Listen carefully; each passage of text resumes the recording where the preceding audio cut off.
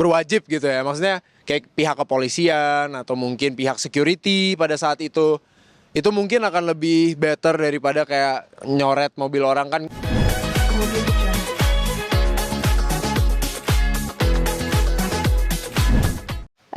Tanggapan aku shock ya. Ya mungkin buat anak-anak zaman sekarang lebih ngejaga pergaulannya, lebih ngejaga harga diri lah. Sebagai anak cewek, hati-hati kalau kenal sama cowok. Ya hati-hati aja, jaga-jaga pergaulan biar nggak terjadi kayak kejadian kayak gini.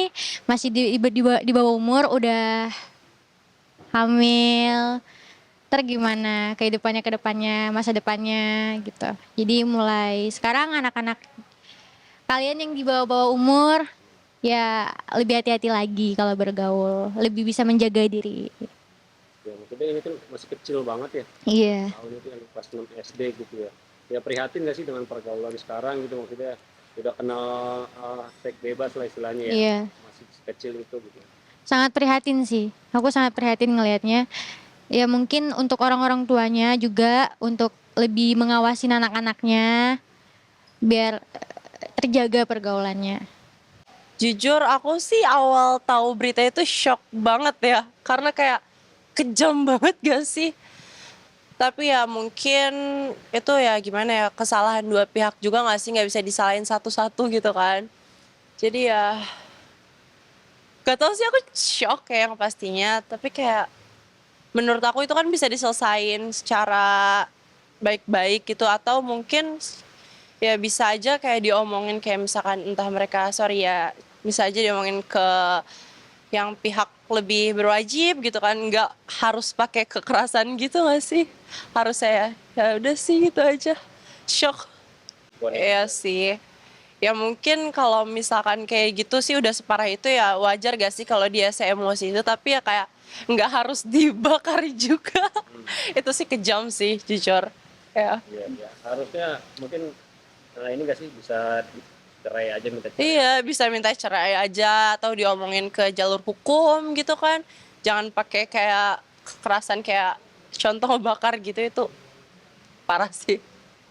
Ya, Ini kan jadinya menghancurkan masa depan dia juga, akhirnya dia di penjara betul. tuh anak kembarnya juga mungkin jadi terlantar nantinya gitu. Iya. Jadi kasihan kan, jadi kebawa ke anak-anak yang nggak ada yang ngurus gitu kan. Ya harusnya sih sebelum ngelakuin itu mikir lagi dulu kali ya. Ya mungkin kena baby blues, jadi kayak semuanya langsung kayak duar gitu. Hai guys, nama aku Kimberly Angela. Aku berperan sebagai Karin di Seindah Cinta Mutiara. Halo, aku Putri Nabila, aku berperan sebagai Mika. Halo, aku Clara Lasut, berperan sebagai Lisa. Boleh jelasin nggak sih perannya masing-masing gimana gitu di sinetron? Oke. Boleh, jadi kita ini bertiga tuh salah satu friend group di cerita ini yang ala-ala Mean Girls, gossip girls gitu. Gossip girls ya kan. Dan aku leadernya mereka berdua. Jadi aku berperan sebagai antagonis di sini. Aku berperan sebagai orang yang selalu kompetitif, selalu harus perfect. Dan nanti kalau kalian nonton sendiri, kalian juga bisa ngerti sendiri kenapa peran aku bisa sampai sejahat ini.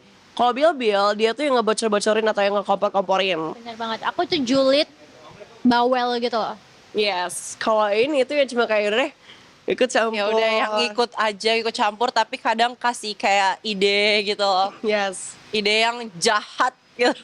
Jadi kalian satu geng gitu. Yes, kita satu geng, kita Kita suka bertiga. ngebully aja. Suka ngebully aja, kayak kalau ngeliat cewek yang lebih cantik atau apa sih kayak langsung sirik. Iya. Apaan Jiwa sih? kompetitifnya langsung keluar. Langsung keluar, iya. Antagonis suka ngebully. Kalau protagonisnya yang suka dibully siapa? Dari kita, Iya, maksudnya. siapa yang kita ngebully di cerita ini? Oh, Lebih ke adik tiri aku sendiri sih, Dayandra. si baby. Sama Baby sahabatnya Hatami. Mutiara. ya. Yes. Baby Hatami itu ceritanya tuh adiknya dia. Ada tirinya aku. Satu lagi deh, satu lagi apa? Yuk, ya kesulitannya nih ada nggak sih memerankan peran kalian masing-masing di sinetron ini? Oke, boleh dari Bigo dulu.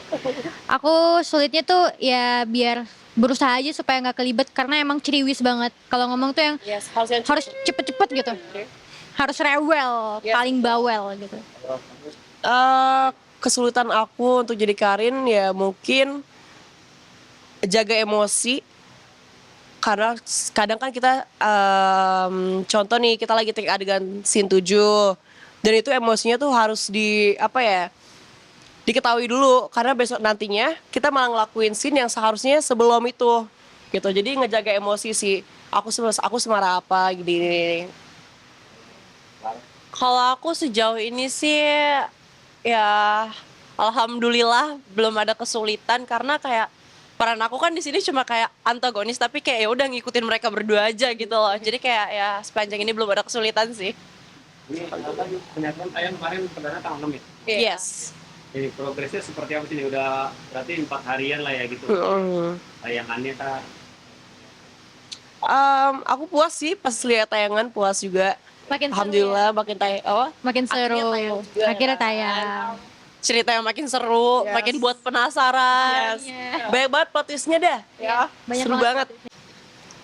Hai, jangan lupa saksikan Sinda Cinta Mutiara Setiap hari. hanya di Kompak bola kalau saya. Setiap hari. Hanya di. Oke.